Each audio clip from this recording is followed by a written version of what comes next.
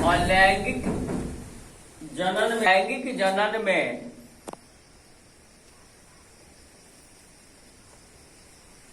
नर और मादा नहीं मिलता है। ये सब क्या है, अविकसित जीव में होता है। यह 5 तरह का होता है। एक नंबर में है द्विखंड, जैसे इसका नाम है द्विखंड, 2 खंड। अब देखिए यह अमीबा हो गया। ये क्या हो गया, अमीबा हो गया। किसी कारण से, इतना ना यह सूक्ष्म जीव है कि कारण से ही क्या हो गया, यहाँ से टूट गया। अब एगो यहाँ है और एगो यहाँ है। किसी कारण से जैसे ही टूट जाएगा, अब इधर भी वो केंद्रक हो जाएगा, इधर भी एक केंद्रक हो जाएगा। ई लगेगा इधर चलने और ई लगेगा इधर चलने। तो पहले एगो अमीबा था, अब कगो हो गया, 2 हो गया कि नहीं। तो इसे ही हम कहते हैं द्विखंड। दूसरा है मुकुलन। यह मुकुलन भी क्या होता है, यह भी एक अलैंगिक जनन का ही हिस्सा है। मुकुलन भी अलैंगिक जनन ही है। अब इसमें क्या होता है, जैसे यह जीव हो गया, इस जीव को कहते हैं हाइड्रा। क्या कहते हैं, हाइड्रा। और इसमें क्या हो गया, एक उभार पैदा हो गया, बढ़ गया। यह क्या हो गया, इसमें देखिए बढ़ गया, अपने से बढ़ गया। जैसे हम लोग के शरीर में, कितना आदमी के शरीर में मासा उसा निकल जाता है, कारण शरीर का अंग बढ़ जाता है। तो यह बढ़ने के बाद क्या हो गया, कुछ समय के बाद यह ऐसे गिर गया। यह गिर गया तो क्या हो गया, खूब बढ़ जाएगा, अपने से टूट कर गिर जाएगा और यह नया एगो हाइड्रा का रूप धारण कर लेगा। तो एगो हाइड्रा से देखिए दूसरा हाइड्रा का कथी उत्पत्ति हो गया, दूसरा हाइड्रा हो गया। इसमें नर और मादा कहीं मिल रहा है, नहीं मिल रहा है, इसलिए यह अलैंगिक जनन हुआ। इसी में एक होता है ईस्ट। देखिए ईस्ट में क्या होता है, जो ईस्ट वाला है, यह 1 नंबरिया में तो इतना ज्यादा पूछा है कि ईस्ट में कौन सा जनन होता है, ईस्ट में कौन सा जनन होता है, ईस्ट में कौन सा जनन होता है, ईस्ट में कौन सा जनन होता है, बहुत बार पूछा है। इसलिए 1 नंबरिया में भी जरूरी है और 2 नंबरिया में भी जरूरी है। ये देखिए ये क्या हो गया, ईस्ट। कोई दिक्कत हो गया तो यहाँ से कौन एक उभार पैदा होगा। देखिए सब उभार पैदा है, एक गिर जाएगा, यहाँ से दूसरा जीव का उत्पत्ति हो जाएगा। तीसरा है बीजाणु जनन चाहे बहुखंड। तीसरा क्या है, बीजाणु जनन या बहुखंड, एक है बहुखंड। इसका क्या है, जैसे देखिए ये कोई जीव है,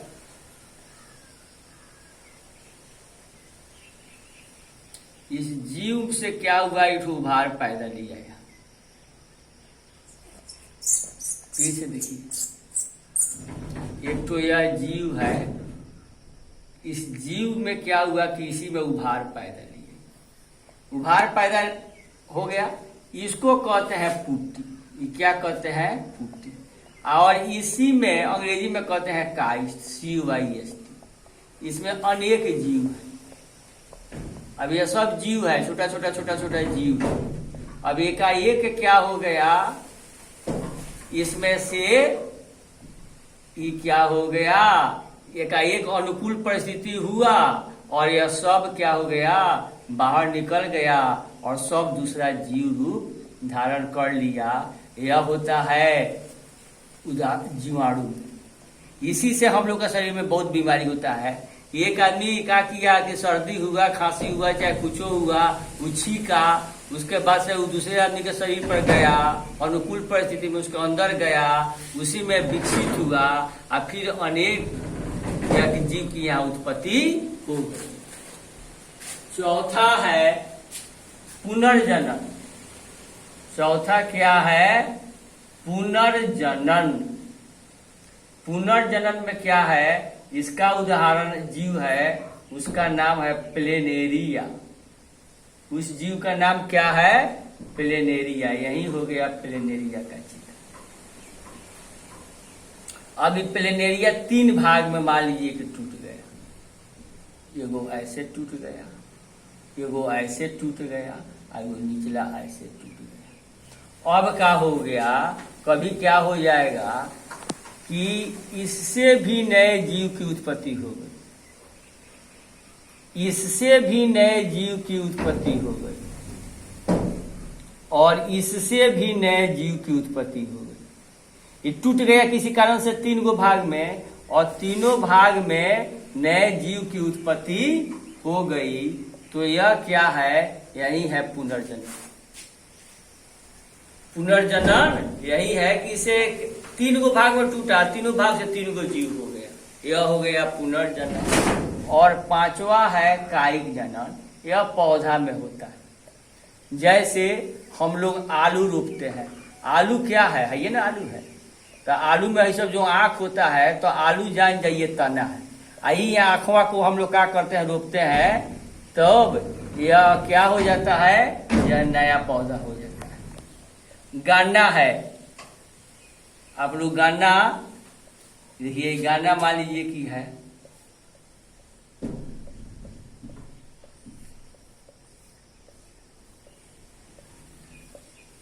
गन्ना हो गया। तो ये गन्ना हो गया, तो हम लोग गन्ना काट कर रोकते हैं कि नहीं। तो ये सब क्या है, कायिक जनन है। तीसरा है, एक पौधा होता है ब्रायोफाइलम, जिसको हिंदी में कहते हैं पत्ता चूर्ण, औषधीय पौधा। बहुत आदमी घर पर होता रहता है। हो गया, ऐसा ही पत्ता होता है। अब इस 100 पौधों, इस पौधवा से यहाँ से पौधा निकलेगा, यहाँ से निकलेगा, यहाँ से निकलेगा, यहाँ से निकलेगा, इस सब से निकलेगा, इसी पतवे से निकल जाता है। पूछता भी है कि कौन ऐसा पौधा है जिसके पत्ता से नए पौधे की उत्पत्ति होती है। तो इसको अंग्रेजी में कहते हैं, ज्यादा नाम वही है प्रचलित, ब्रायोफाइलम। गांव में साधारण रूप में कहते हैं पतरचूड़। आपके गांव में जानकार आदमी है, उससे पूछिएगा।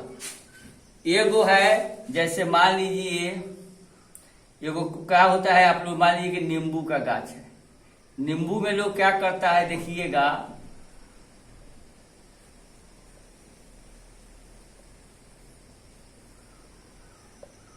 नींबू में ऐसे लोग दाब देगा, यहाँ जिसको दाब कहते हैं, और यहाँ फिर क्या होगा कि शोर हो जाएगा, नहीं, ये शोर हो जाएगा, और इससे फिर यहाँ दूसरा नींबू की उत्पत्ति हो जाएगी।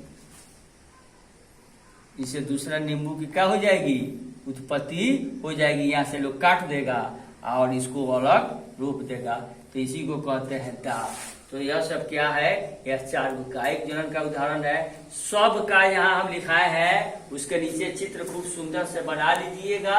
और ये 5 नंबर में भी पूछता है, कभी कभी 2 नंबर पूछेगा तो ये कहते हैं द्विखंडन किसे कहते हैं, मुकुलन किसे कहते हैं, बीजाणु जनन किसे कहते हैं।